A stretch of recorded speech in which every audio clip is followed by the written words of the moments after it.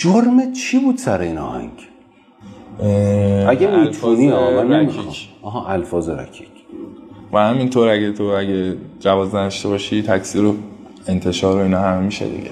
تو دستگیر شدی؟ یعنی اومدن خونتون گرفتن یا اعلام جرم شدی رفتی دادگاه؟ من دستگیر شدم. دستگیر شدی و زندان رفتی؟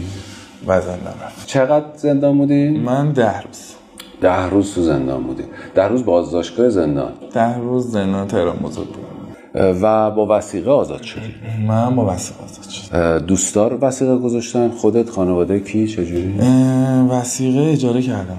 من اینجوری بود که چون گوشیام ضبط شده بود هیچ دسترسی به هیچ کسی نداشتم.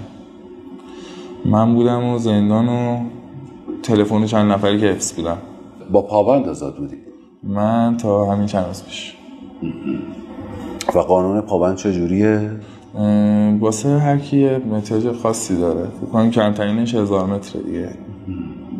از هر طرف 1000. تو الان از هر طرف 1000 متر بودی؟ آره.